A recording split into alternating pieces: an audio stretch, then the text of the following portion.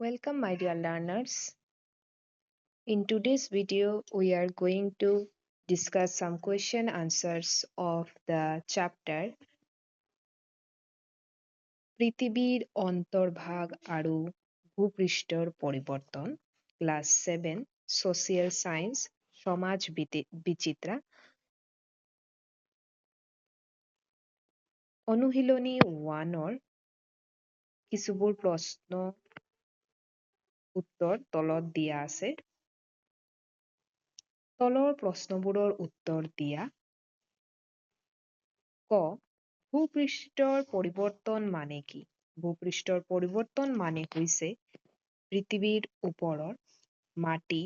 পাহাৰ নদী আদি স্বাভাৱিক বা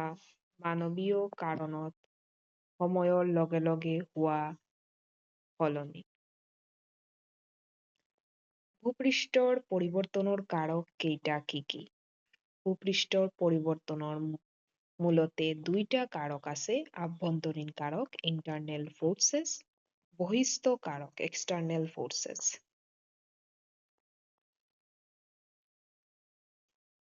এটা হল আভ্যন্তৰীণ কাৰক আৰ আনটা হল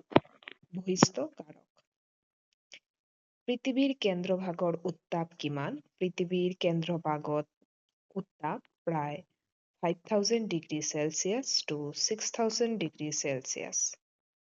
সীমা SIMA শব্দটো কৰ পৰা আহিছে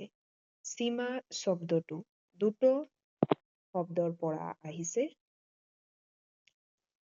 SI silicon MA magnesium silicon magnesium question number 2 পৃথিৱীৰ অপৰিভাগৰ পৰা কেন্দ্ৰলৈ কেইটা স্তৰ আছে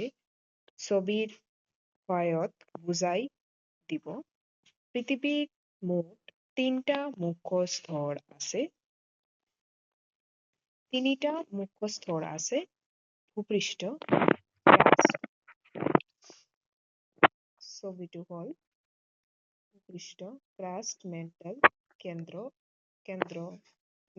মাজৰ স্তৰ মান্টাল ভিতৰৰ স্তৰ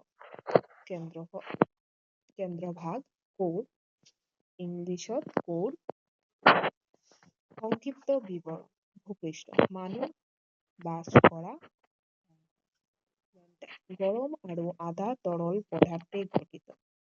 কেন্দ্ৰভাগ বহু গৰম আৰু লোহা নিকলৰ question number 3 পৃথিৱীৰ আভ্যন্তৰীণ কাৰক বুলিলে কি বুজা পৃথিৱীৰ ভিতৰত হোৱা শক্তি আৰু গতি যিয়ে ভূপৃষ্ঠত পৰিৱৰ্তন আনে তাক আভ্যন্তৰীণ কাৰক বলে পৃথিৱীৰ ভিতৰত হোৱা শক্তি বা গতি যিয়ে ভূপৃষ্ঠত পৰিৱৰ্তন আনে তাক আভ্যন্তৰীণ কাৰক বলে উদাহৰণ ভূমিকম্প আগ্নেয়গিৰি পৰ্বত গঠন ভূমিকম্প কি ভূমিকম্পৰ কেন্দ্ৰ আৰু উপকেন্দ্ৰ কাক বোলে ভূমিকম্প পৃথিৱীৰ ভিতৰত আকস্মিক কম্পন হোৱা ঘটনাক ভূমিকম্প বলে কেন্দ্ৰ পৃথিৱীৰ ভিতৰত যত কম্পন আৰম্ভ হয় তাক উপকেন্দ্ৰ এপিসেন্টাৰ আৰম্ভ হয় তাক কি বলে কেন্দ্ৰ বলে ফোকাস পৃথিবীৰ ভিতৰত যত কম্পন আৰম্ভ হয় আৰু উপকেন্দ্ৰ হল এপিসেন্টাৰ হল কেন্দ্ৰৰ ঠিক ওপৰত ভূপৃষ্ঠৰ স্থান আগ্নেয়গিৰি উদগীৰণ বুলিলে কি বুজা পৃথিৱীৰ ভিতৰত গলিত শিলা লাভা গেছ আৰু ছাই বাহিৰলৈ ওলাই অহা ঘটনাক আগ্নেয়গিৰিৰ উদগীৰণ বলে আগ্নেয়গিৰিৰ উদগীৰণ হল পৃথিবীৰ ভিতৰত গলিত শিলা লাভা গেছ আৰু ছাই বাহিৰলৈ ওলাই অহা ঘটনাক আগ্নেয়গিৰি উদগীৰণ বোলে Thank you for watching the video. Like and subscribe for more. In the next video, we'll discuss the অনুশীলনী 2 of this chapter.